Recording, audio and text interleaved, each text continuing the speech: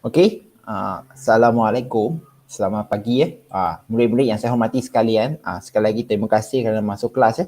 Jadi murid-murid, ada benda yang cikgu nak clearkan dulu lah supaya dia tidak menjadi isu pada masa akan datang.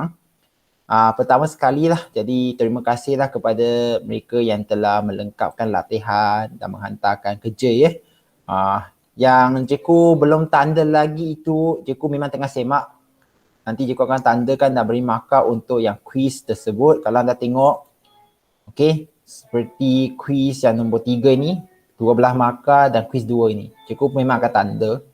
Quiz 2 ini pun cikgu dah bagi jawapan hari itu. Okey. Jadi seperti anda tengok pada skrin lah. Jadi murid-murid, cikgu perlu sebut juga ya. Bukan cikgu nak menjatuhkan marah, tak. Let's be clear. Jadi macam seperti kita punya kawan, Anis Amirah, Wenhan ini pun satu hal. Irfan Farihin, Nur Alia, Nur Anis, dan Faiza pun, kenapa ya Faiza tak hantar kan? Okey, jadi seperti nama-nama yang cikgu sebut ini, cikgu tengah rakam tau. Jadi cikgu nak benda ini menjadi hitam putih lah. Jangan nanti cikgu bagi markah kosong ke ataupun Irfan ada bagus lah. Cikgu perlu bagi tahu ya, kerja online ini macam ni lah. Pendek kata, mungkin ada antara kamu akan argue, cikgu, saya hantar lewat sikit saja mah, boleh hantar nanti. Kamu perlu faham ya, kalau cikgu rujuk pada seorang individu tak apa. Tapi kalau ada 6 orang sampai macam tu, dan setiap kali seorang datang, cikgu saya dah buat, tolong tanda semula kan. Cikgu perlu buka balik tau, buka balik satu persatu untuk bagi markah, tengok dan tanda. Okey? Kalau anda buat macam tu pada cikgu terpaksa mengakui lah, benda itu memang menyeksakan saya lah, menyeksa lah. Cikgu perlu buka satu-satu. Itu pasal perlu memahami bahawa itu adalah tanggungjawab kamu untuk hantar pada masa yang telah ditetapkan. Kalau lepas anda dah masa tetapkan kamu nak hantar, kamu dah bagi tahu cikgu pun, cikgu kalau tak tanda bukan salah pada saya tau. Tidak ya. Tak ya. Jadi benda itu dia akan menjadi, kalau saya tanda, tandalah ihsan saya. Kalau saya tak tanda, sebab benda itu perlu buka balik, jadi dia akan jadi tak tanda itu kerugian anda. Kerugian. Jadi kalau untuk kamu yang menghadapi masalah teknikal, cikgu, saya tak reti nak hantar dalam bentuk PDF. Cikgu pun dah cakap hantar dalam bentuk gambar pun cikgu terima tau. Sebab cikgu faham ada yang tak ada komputer personal ke benda. Jadi kamu ambil gambar, handphone, ambil gambar, kamu send terus ke dalam Google Classroom, assignment itu attach saja, cikgu pun terima. Kalau kamu boleh hantar dalam PDF, itu yang terbagus sebenarnya. Ini adalah trend untuk zaman sekarang ya, trend. Maksud dia, kalau dah lepas 2 tahun, kamu masih tak boleh lagi hantar kerja melalui sama ada Google Classroom ke apa-apa cara, termasuk email. Kamu perlu faham ya, masuk universiti, paling tidak STPM pun, kamu boleh tanya senior kamu. Itu adalah e-learning, nak ke tak nak, benda itu memang jalan. Okay, e-learning. Okay, kamu tak hantar, memang tak ada markah. Jadi faham ya, cikgu perlu anda faham ya. Macam Leong Kei Chen, Leong Kei Chen pula. Siapa itu Ya betul lah, Leong Kei Chen kan. Sekejap. Sorry ya, cikgu perlu sebut ya, mengambil masa kejap untuk dirakam ni. Okay, Kei Chen pula. Liam Ping, walaupun dia tak masuk kelas cikgu Google Meet, tapi dia hantar kerja tau. Itu memang bagus ya, cikgu perlu puji di sini. Okay, sebab kita pun faham dia ada masalah internet kat rumah lah. Jadi, dia tetap hantar. Jadi apa alasan lagi yang tak hantarkan? Wenhan anda, Wenhan? Wenhan tak ada, tidur lah tu. Irfan, ada apa-apa nak backup tak Irfan?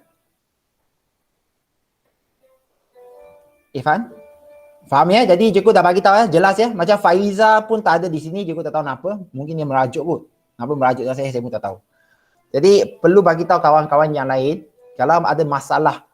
Macam Anis, cikgu faham dia hanya ada satu gadget dan kongsi antara adik-beradik. Itu pun cikgu faham, tetapi perlu fikirkan jalan. Perlu belajar, kita pun perlu belajar menyesuaikan diri. Dan kalau kamu dah belajar variasi betul, Okey, apa yang kita punya tokoh-tokoh sains itu sebut? Okey. Yalah, tokoh evolusi kita sebut kan. Kalau kamu tak dapat menyesuaikan diri, kamu bakal sebenarnya panggil apa ya? Bakal dipanggil apa ya? Maksudnya tak dapat nak terus tak boleh nak terus hidup lah. Kamu bakal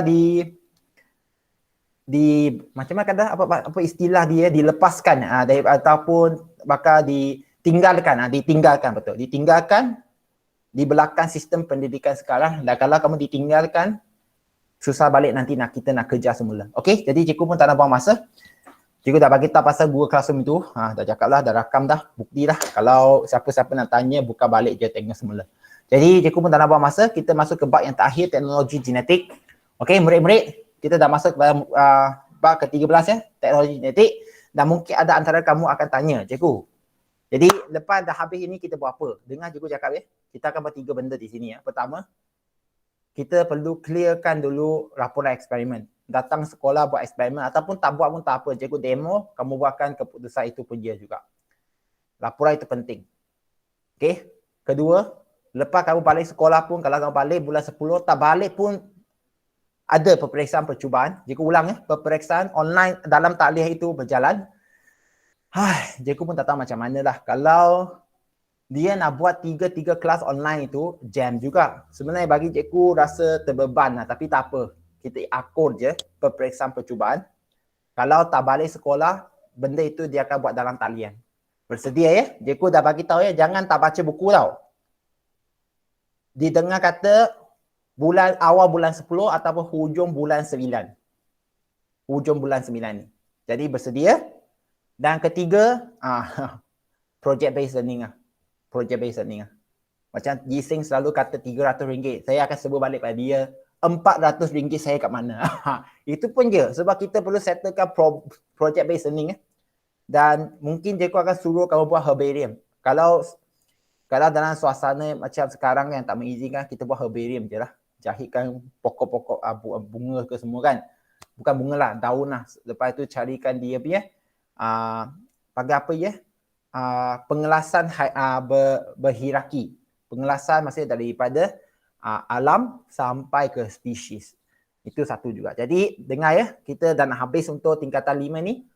Dan sesiapa yang tak boleh ikut, tonton semula lah. Itu yang cikgu boleh sebut. Jadi sekarang kita berada pada bab 13, teknologi genetik.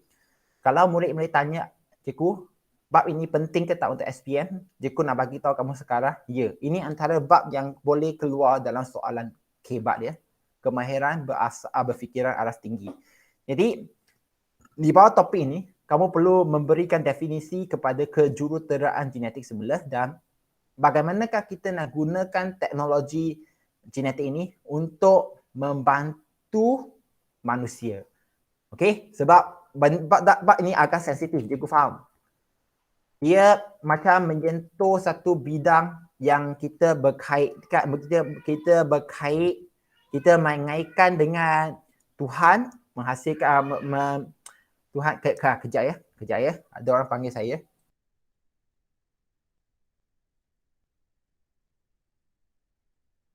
Okey.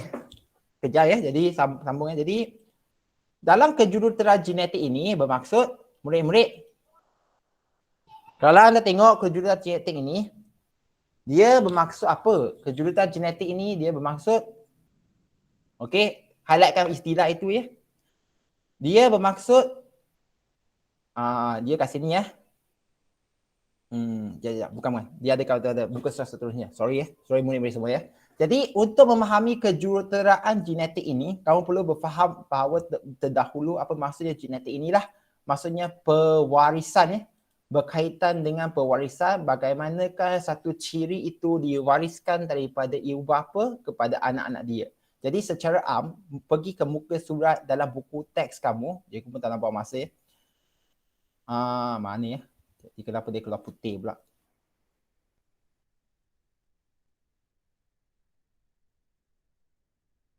Okey. Jadi pergi ke muka surat yang 280 ini. Ya. Cikgu, definisi ni perlu saya hafal ke tak? Perlu ya. Genetic engineering.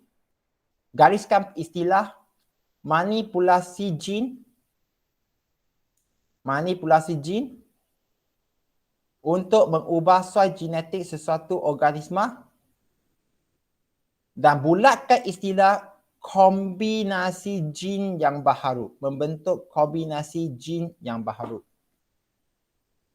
Okey? Nanti kamu akan sebut istilah itu recombinant recombinant, nanti kamu akan sebut istilah recombinant.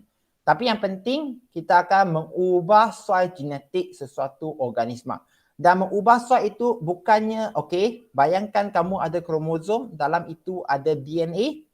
Kita ubah soal DNA itu seterusnya macam itu ya, bukannya.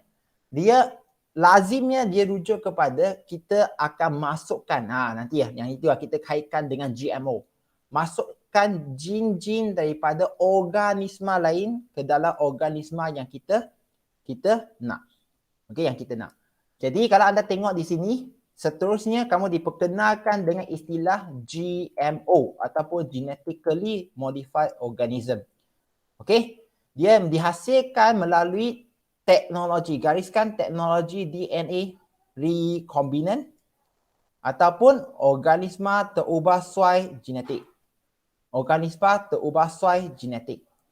Apa maksudnya terubah suai genetik ini? Murid-murid, maksudnya dia punya jin itu sekali lagi diubahkan. Tapi ubah sekali lagi macam mana? Biasanya kita rujuk kepada kita masukkan jin daripada organisma lain ke dalam organisma yang kita nak. Okey? Dan kamu diperkenalkan dengan istilah genom. Apakah maksud genom ya? Tolong bezakan genom dengan karyotip. Genom dengan karyotip. Genom merupakan satu set DNA lengkap bagi sesuatu organisma yang merangkumi kesemua jin organisma tersebut. Karyotip, kromosom, bilangan kromosom yang lengkap tau. Yang lengkap. Tapi untuk genom, dia merujuk kepada jin yang lengkap lah. Lebih kepada DNA yang lengkap yang merangkumi kesemua jin. Gariskan genom, gariskan kesemua jin. Okey, genom mengandungi semua maklumat yang diperlukan untuk membina dan menjalankan proses kehidupan organisma tersebut. Jadi murid-murid sekalian, kejuruteraan genetik ini dia fokus kepada teknologi DNA recombinant. Jadi apa yang kita telah buat sehingga hari ini, apa yang kita telah buat jangan kata benda ini adalah benda yang sensitif tau. Dia dah buat dan untuk kebaikan manusia. Antara dia, muka surat 280 dia memberikan contoh ya. Antara dia, susu yang dihasilkan lembu tidak mengandungi beta-lactoglobulin. Beta-lactoglobulin. Dulu, kalau ada orang minum susu, khususnya pada kanak-kanak, dia akan jadi alergik sebab kehadiran protein ni lah. Okey? Tapi sekarang kita menghasilkan susu lembu yang di mana dia menghasilkan susu yang tidak mengandungi beta-lactoglobulin. Jadi, ya ke? Benda ini kamu boleh tengok sendiri pada susu lah yang ada di pasaran. Bukan susu Dash Lady itulah. Bagi susu kanak-kanak yang dalam tim-tim beratus-ratus ringgit. Okey? Yang beratus-ratus ringgit. Kenapa boleh mencecah ratus ringgit? Satu hal. Kedua, kalau cikgu dah cakap beratus ringgit, maksudnya itu industri yang memerlukan pakar. Okey? Mungkin kamu tak boleh jadi doktor, tapi sekali lagi ada bidang-bidang lain yang masih memerlukan pakar biologi ya. Pakar biologi. Memang kalau kat Malaysia kita susah sikit nak sebut benda ini lah, tapi untuk negara lain ya, benda ini dah menjadi satu pekerjaan yang dipandang tinggi. Pandang tinggi lah. Sebab benda itu memang memberikan untung. Boleh faham ke tak ni? Boleh faham tak? Murid-murid? Jadi cikgu sambung ya. Terima kasih sebab kepada mereka yang cakap faham ya. Jadi, satu lagi gambar raja pada muka surat 280 itu kambing yang terubah soal genetik yang mempunyai jin manusia yang mengkodkan faktor pembekuan darah. Okey, faktor pembekuan darah ini boleh diperoleh daripada susu kambing tersebut serta boleh ditulinkan dan digunakan untuk merawat pesakit hemofilia. Okey. Dalam exam, kalau dia memang nak tanya kamu mengenai GMO, bersedia untuk memberikan contoh yang konkret. Dalam buku teks dah bagikan contoh. Jangan nanti kata, oh bagus, tapi bagikan contoh tak tahu. Jadi, cikgu nak perkenalkan GMO ini, okey? Organisma terubahsai genetik ini ialah organisma yang mengandungi, gariskan perkataan GMO dulu, gariskan perkataan organisma yang mengandungi DNA recombinant. Okey? Jadi melalui teknologi DNA recombinant, kombinasi gene yang baru dihasilkan dalam sesuatu organisma. Organisma yang mengandungi DNA recombinant kita panggil juga sebagai organisma transgenik. Gariskan perkataan transgenik. Okey? Serius, benda ini bukan benda baru, tetapi dalam silibus KSSM dia telah masuk ke dalam buku teks secara jelas. Untuk senior kamu, dia lebih kepada perkenalkan perkataan, dia tak mendalam tau. Dia minta murid-murid mencarikan bahan untuk bentang dan dalam ujian dia tak tanya banyak. Jadi, apakah sebenarnya pentingnya kita menghasilkan GMO itu ya, murid-murid, GMO ya, genetically modified organism. Okey? Kita perlu pergi kepada khususnya makanan, GMF ya. Perlu ingat GMO itu ada mengandungi transgenic organism dan dia juga mengandungi GMF. Okey, makanan terubahsai genetik, genetically modified food. Jadi ini pula dia lebih fokus kepada benda yang masuk ke dalam perut kita makan. Kita makan. Seperti apa? Tanaman je dan tidak lupa juga ternakan. Gariskan tanaman dan gariskan ternakan. Cikgu, adakah tak dalam makanan kita, dalam makanan kebiasaan kita yang kita biasa makan dalam hidup kita ini, ada GMF? Untuk pengetahuan murid-murid semua, kalau kamu lepas ni ada soalan ini, cikgu cadangkan supaya kamu boleh tengok pada skrin kamu sekarang. Kamu boleh tengok corn, contohnya corn. Genetic modified, genetic modified corn. Okey, jagung. Murid-murid, antara makanan yang nanti kamu akan terkejut nampak banyak tau. GMF yang kita dah masuk ke dalam kita punya makanan ujian harian seperti jagung. Okey? Benda itu telah masuk ke dalam ruji. Cikgu dah cakap ruji, maksudnya kamu makan tanpa anda sedar. Dan kamu mungkin masih lagi terikat dengan konsep yang orang kata, okey, GMF ini tak baik, boleh menyebabkan kanser. Cikgu ulang GMF itu tak baik, boleh menyebabkan kanser. Kita dah makan banyak lama tau benda ni.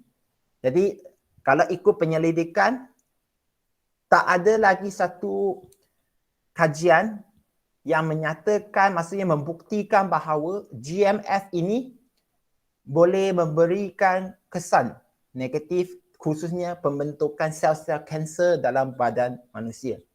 Tak ada. Jadi benda itu nanti kalau kamu nak mendalami adalah, tapi untuk buku ini sekarang dia lebih kepada pengenalan. Jadi sambung sekarang, kenapa kita nak buat GMF ini?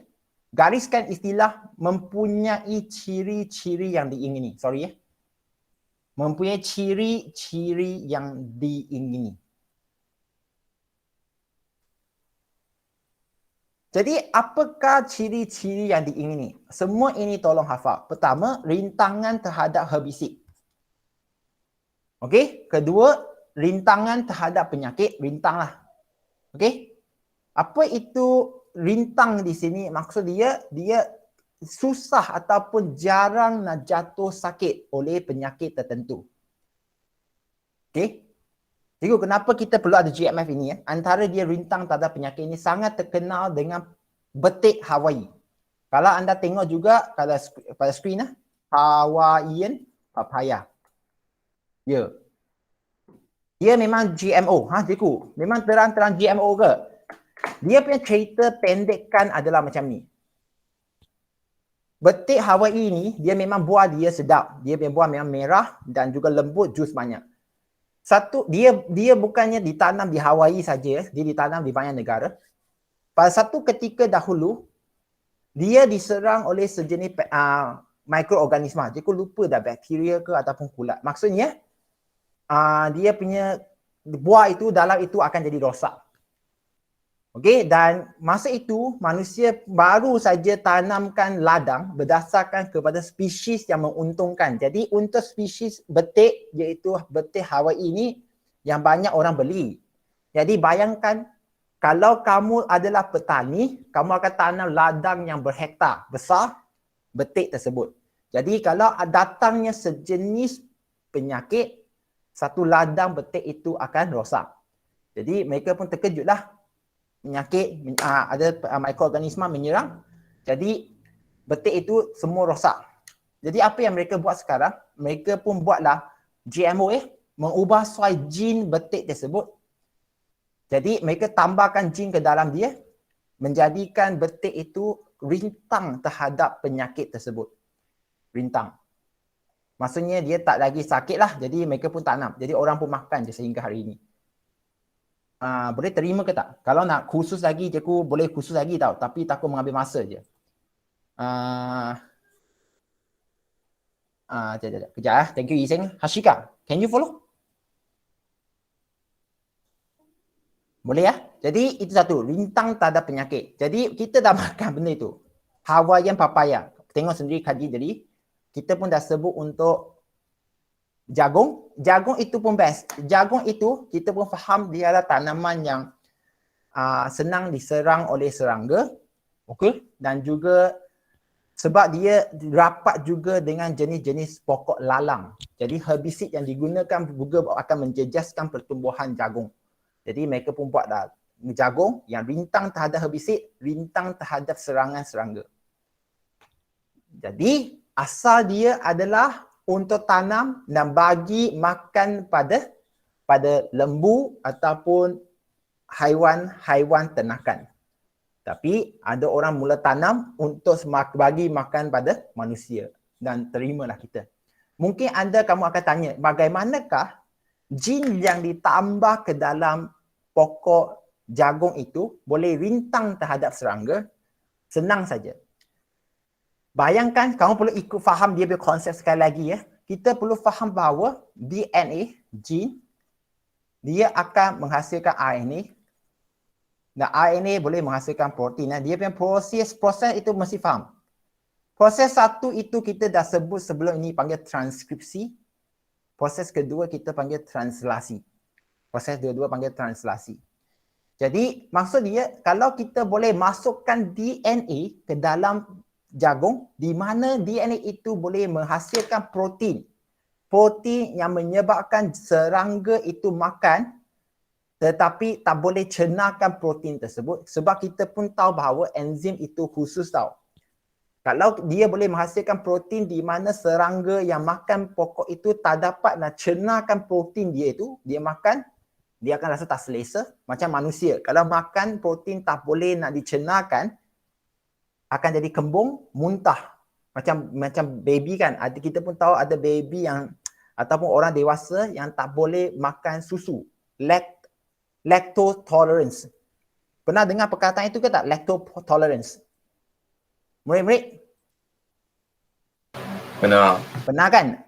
Jadi dia tak boleh nak cernahkan gula susu tau, lactose. Jadi dia makan, perut dia akan rasa tak selesa, muntah. Dia akan muntah. Jadi sesiapa yang minum susu muntah itu, mungkin kamu ada masalah tolerance toward lactose. Jadi kamu perlu minum susu yang tak ada lactose. Susu yang tak ada lactose, maksud susu yang siap dicernahkan menjadi galactose dan juga galactosa dan juga glukosa. Sama konsep. Maksud dia kalau kita badan itu, maksudnya untuk jagung itu boleh menghasilkan protein yang serangga tak boleh nak cernahkan, maka serangga itu tak akan serang lah. Dia rintang tak ada serangga. Jadi kamu akan tanya, jadi cikgu, kalau serangga tak boleh nak cernahkan, kita manusia makan macam mana pula? Itu cerita panjang dah. Kita perlu rujuk balik protein apa yang dihasilkan itu. Adakah tak dia menghasilkan protein sampingan yang badan kita tak boleh cernahkan dan memberikan kesan. Itu cerita panjang.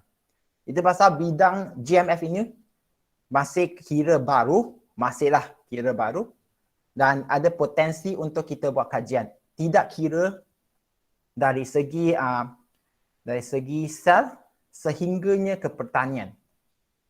Jadi kamu boleh tengok ciri-ciri makanan terubah secara genetik, genetically modified food, rintang itu rintang terhadap herbisid, rintang terhadap penyakit, rintang terhadap serangga.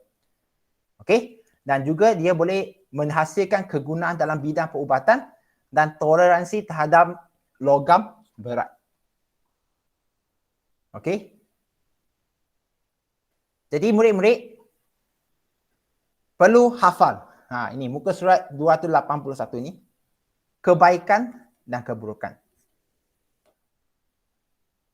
Dengar ya, keburukan ini kesihatan mungkin terjejas. Tengok dia istilah mungkin terjejas. Dia bukan akan terjejas ataupun pasti tau, dia mungkin je. Jadi benda ini menjadi isu. Cikgu tengah rakam ni sebenarnya itu cikgu tak boleh nak sebut pasal SPM. Soalan SPM kan. Jadi kalau kamu asyik kaitkan GMS boleh menyebabkan kanser, memang tidak boleh diterima. Sebab tidak ada penyelidikan yang hitam putih nyatakan, okey, makan GMF, contohnya jagung, boleh menyebabkan kanser. Tak ada. Tak ada.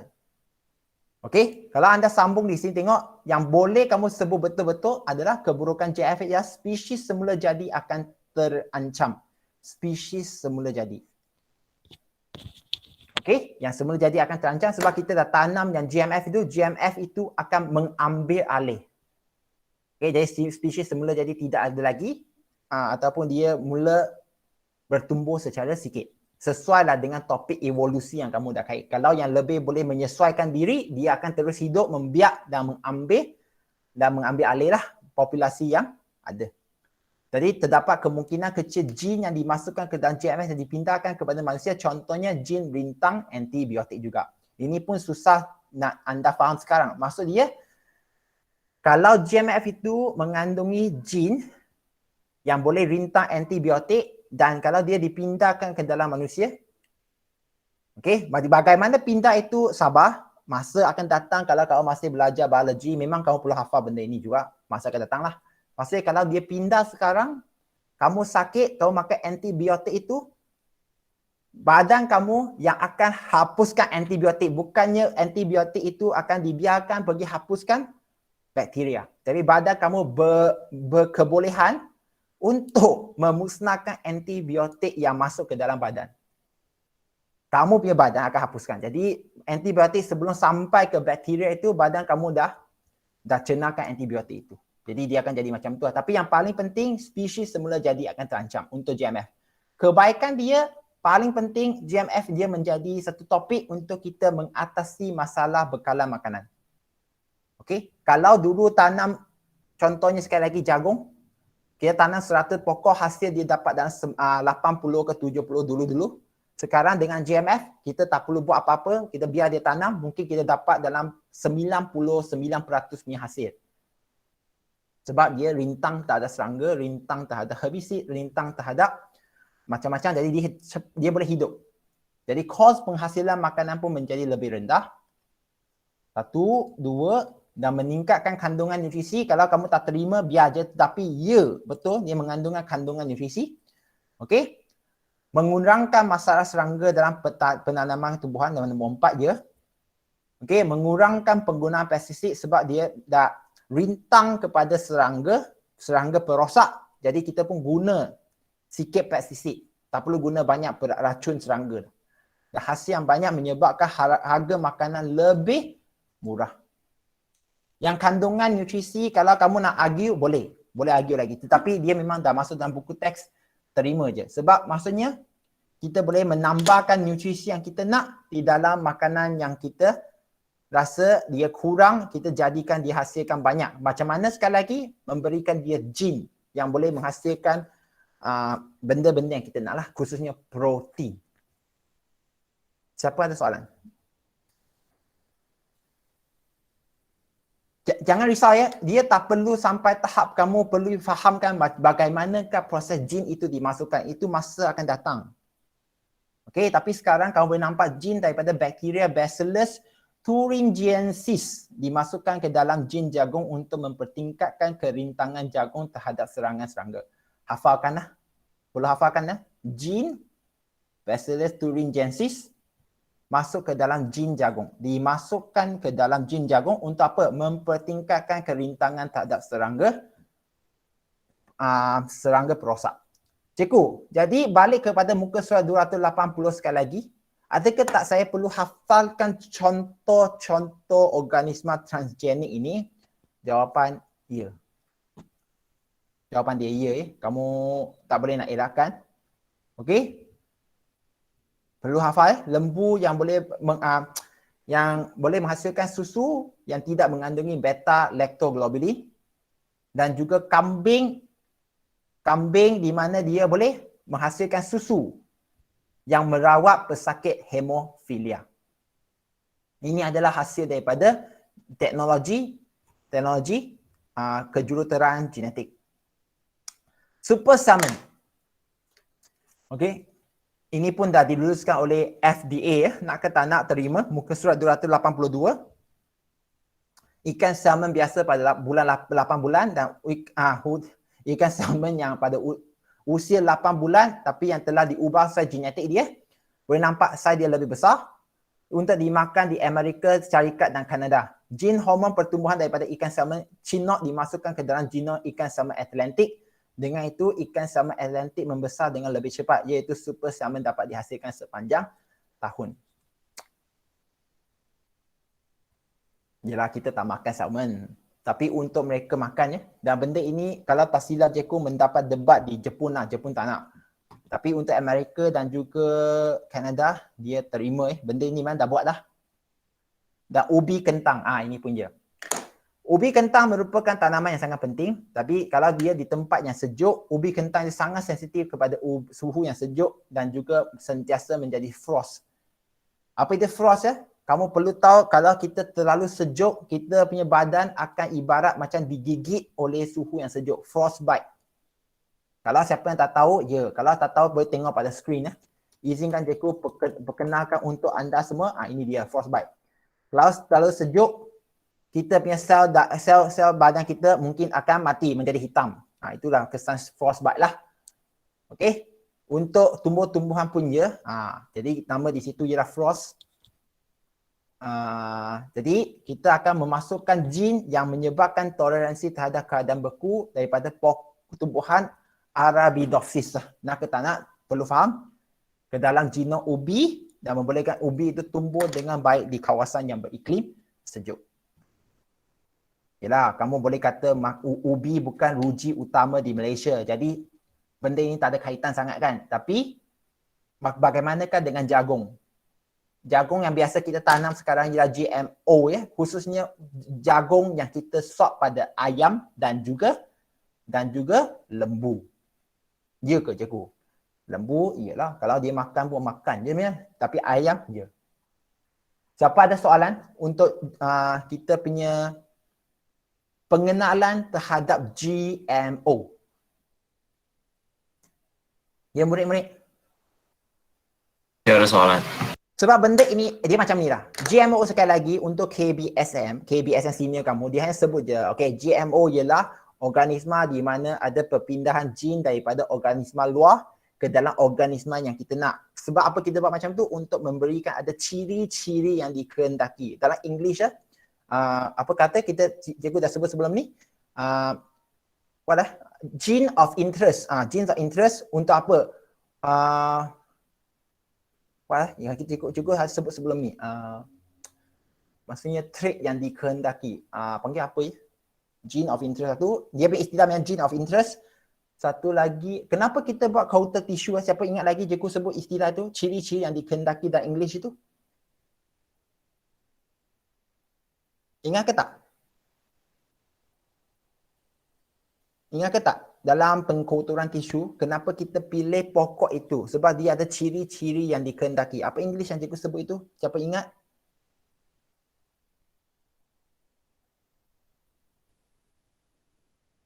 Ya, siapa di sini ingat?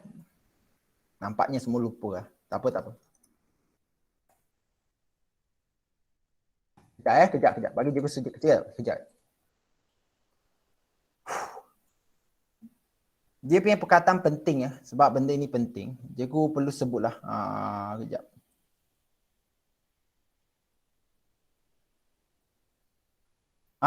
Desirable characteristic.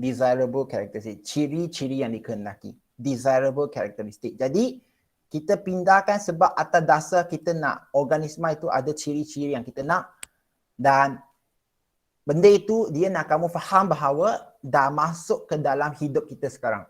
Bukan lagi sesuatu yang tak berlaku, tapi sudah masuk dan diterima secara kamu kata tak sedar. Tak boleh ya, sebab benda ini memang dia terang-terang perlu anda sedar. Kalau kamu sekarang nak membantah, orang pun dah luluskan di sana, kamu tak boleh buat apa, tapi masa akan datang. Bagaimana? Jadi itu adalah GMO. Manakala, ini penting, muka surat 282 ini insulin. Ini kamu perlu hafal. Okey, insulin diperlukan untuk pengawal aturan aras gula di dalam darah. Betul, tak ada masalah. Tapi untuk pesakit kencing manis, dia tidak boleh menghasilkan insulin. Tidak boleh menghasilkan insulin. Jadi, pada masa dahulu, insulin diekstrak daripada pankreas lembu atau babi untuk merawat pesakit diabetes mellitus. Tengok pun macam, oh my god. Tapi, itu dulu. Sekarang kita akan menyuruh bakteria yang menghasilkan insulin. Jadi, mungkin kamu tanya, kenapa pentingnya belajar ini? Sabar dulu ya. Kenapa itu satu? Murid-murid pergi ke muka surat 283 ini. Okey, 283 ini. Tolong hafal. Tolong hafal. Cikgu dah cakap, tolong hafal. Kejuruteraan genetik untuk menghasilkan insulin. Senang kata ya, kamu boleh tutupkan skrin dan dengar cikgu cakap ataupun tengok buku pada skrin buku muka surat 283 ini. Senang kata, seperti yang cikgu cakap, insulin ialah protein. Protein dihasilkan melalui proses apa sekali lagi? Translasi daripada mRNA. mRNA itu datang dari mana? DNA. Maksud dia sekarang, kita akan keluarkan jin insulin daripada orang yang sihat.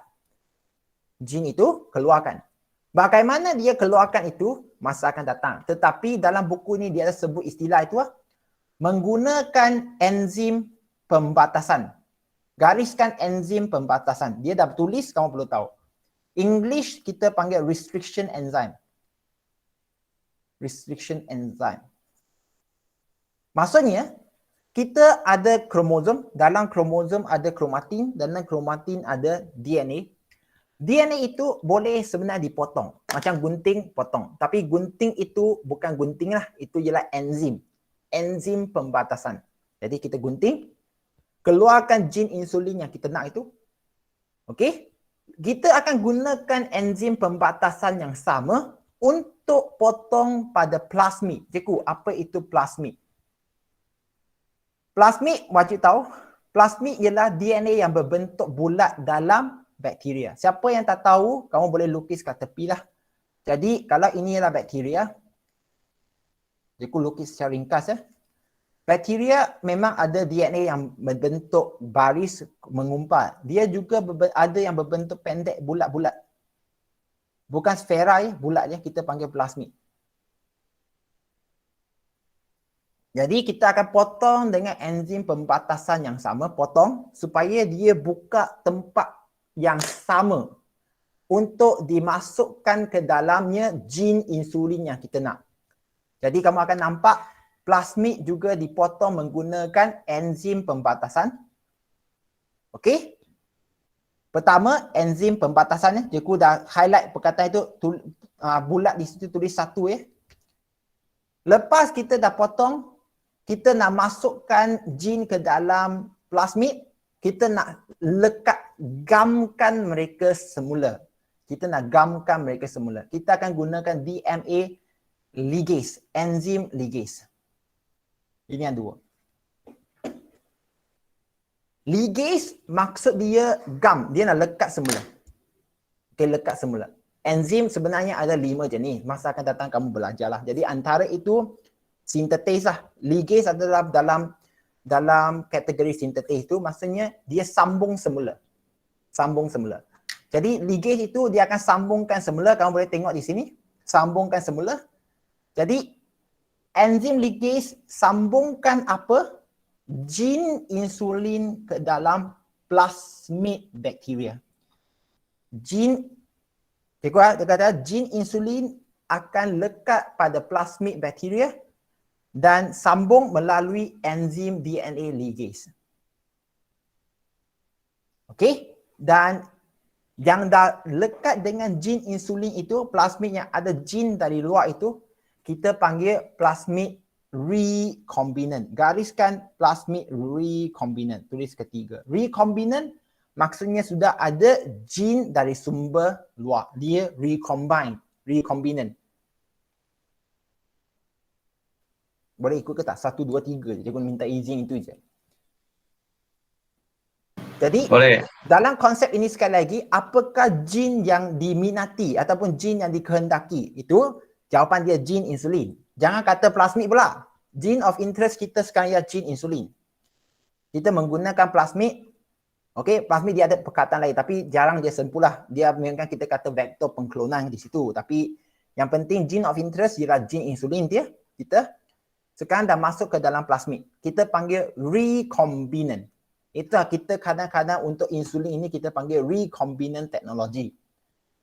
Jadi sekarang plasmid itu, recombinant itu dimasukkan semula ke dalam bakteria. Ya, itu panggil bakteria transgenik.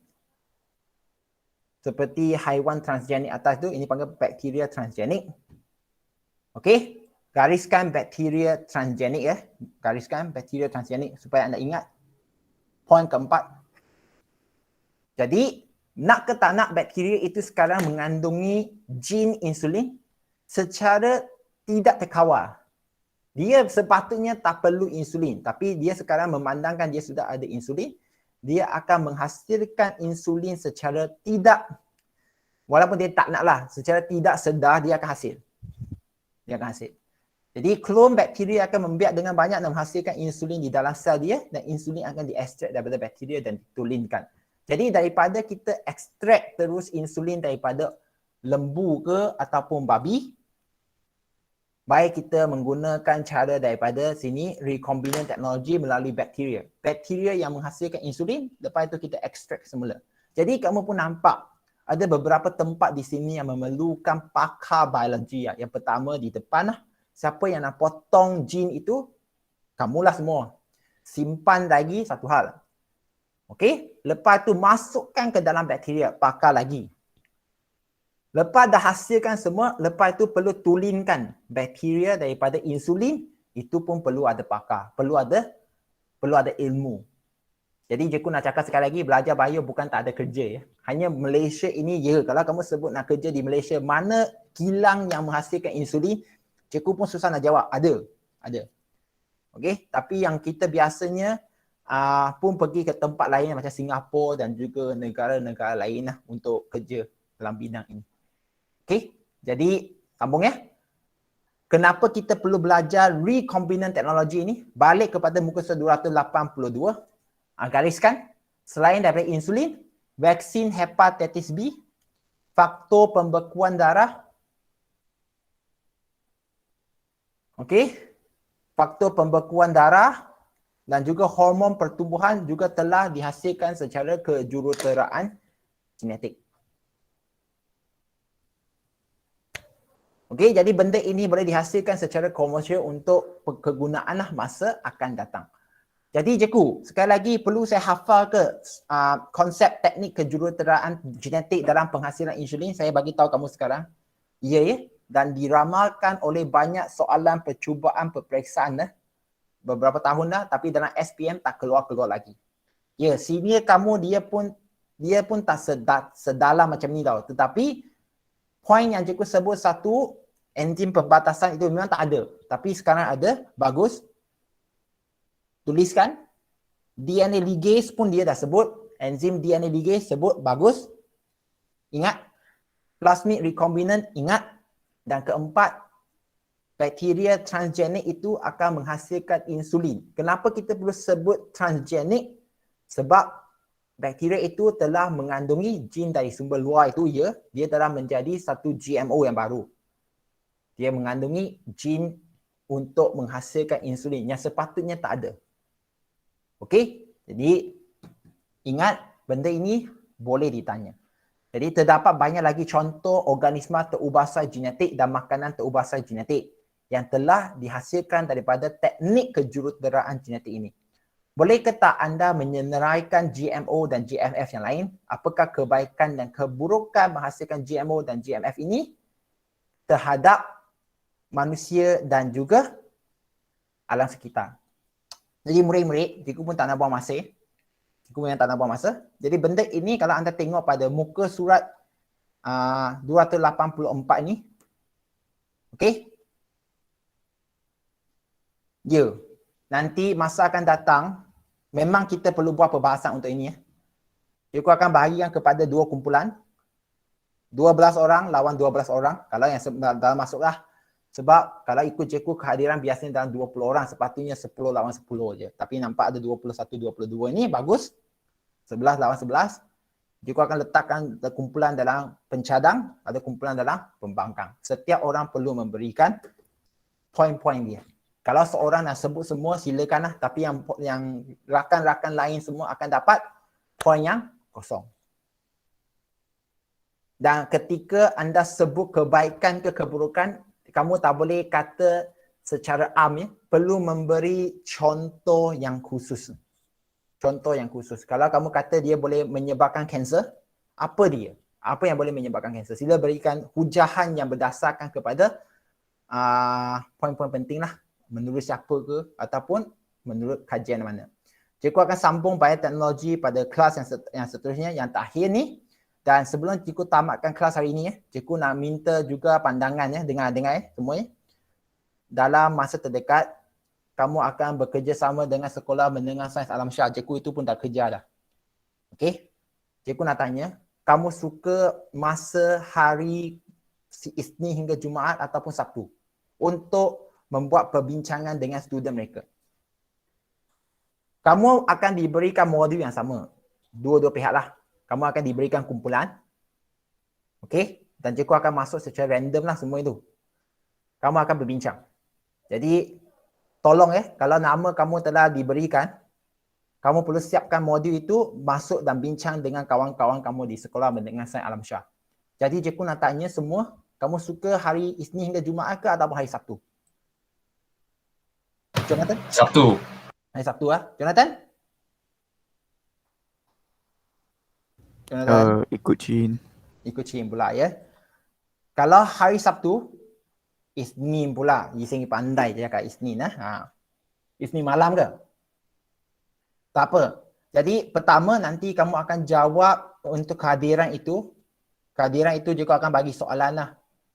Hari Isnin hingga Jumaat ataupun Sabtu. Dua pilihan je kamu pilih. Okey?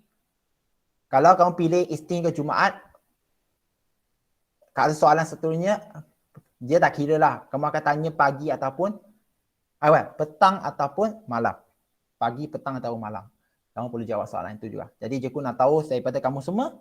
Dan untuk pengetahuan, sebab ini melibatkan sekolah yang bernama, ya, Sekolah Menengah Sains. Cikgu berharap apabila anda masuk kelas ataupun masuk dalam perbincangan dengan mereka dengan soalan yang sama itu, sila giat melibatkan diri, ya. Jangan datang sehari, tak datang sehari, ya. Dia memang akan sampai habis 2-3 kali ke 4-5 kali, cikgu tak tahu. Kita cuba.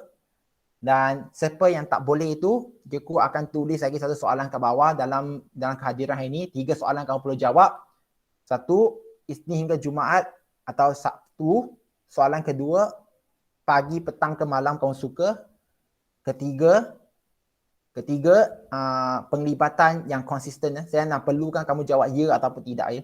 Kalau kamu memang tak boleh, atas alasan yang logik, baru kamu cakap tidak. Okey? Benhan, boleh faham ke tak Benhan? Benhan? Yes. Okey, jadi benda ini cikgu nak libatkan dengan orang luar. Cikgu harap kamu tak memalukan, ya. Kamu akan ada soalan, cikgu ulang balik semula. Dua-dua memegang modul yang sama, jawab soalan yang sama, kamu akan bincang. Cikgu akan masuk dalam Google Meet itu, kamu semua ikut kumpulan. Masa itu hanya sebagai penasihat aja. Kalau kamu nak tengok, kamu nak tanya, boleh tanya je masa tu. Okey? Boleh ke tak? Siapa nak membantah? Sila bantah sekarang. Naki atau Aileen? Aileen kan? Betul kan? Aileen? Nak bantah ke tak ni? Tak ya? Winnie? Bantah ke tak Winnie? Tak ya? Jadi bersedia ya? Jadi masa terdekat juga akan bagikan kumpulan dan murid-murid yang memang tak boleh masuk Google Meet, Jamping, siapa lagi? Anis ada tak Anis? Anis pun tak boleh kan, dan juga siapa lagi seorang itu? Afika. Mungkin 3 itu cikgu tengok ikut nanti akan bagikan kehadiran. Yang tak boleh libatkan dalam itu cikgu mungkin keluarkan nama ya. Cikgu pun tak nak nanti ataupun cikgu masuk juga nama, tengok macam mana. Okey? Kita pun tak tahu berapa kumpulan yang mereka boleh tubuh di situ. Kita tengoklah. Jadi harap anda semua faham ini peluang untuk kamu belajar dengan murid-murid sekolah lain lah. Itu jadi cikgu boleh buat. Okey? Siapa ada soalan?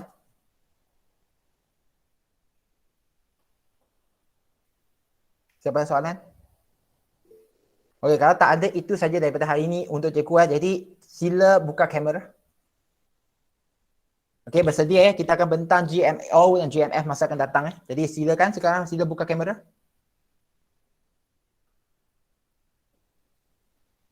Okey, Fatin. Irfan. Sini. Shihui. Alia. Okey, sila buka kamera sekarang. 3, sini. 3, 2, 1. Sihui 3, 2, 1. Alia Najihah saya pasal ya. Okey, jadi itu saja daripada cikgu hari ini. Terima kasih semua ya. Jumpa lagi Kok Siang je saya pasal lah Kok Siang. Okey, jumpa lagi semua. Terima kasih, Cikgu. Sama. Terima kasih, Cikgu. Sama. Terima kasih, Ko. Thank you, sir. Bye. Yes, Bhuvan, Yising and Hashika, what can I do for you? So I have a question. What is it? Let's say on the perbincangan with Sekolah mendengar saya Alam Syah, yes. If let's say the days that you have I cannot make it, then is it okay if I do the module and then send it to you? It's like this. The activity is more on discussion among the students. You understand what I mean? It's like this. Yeah, I understand. It's like if you send to me also, if you can remember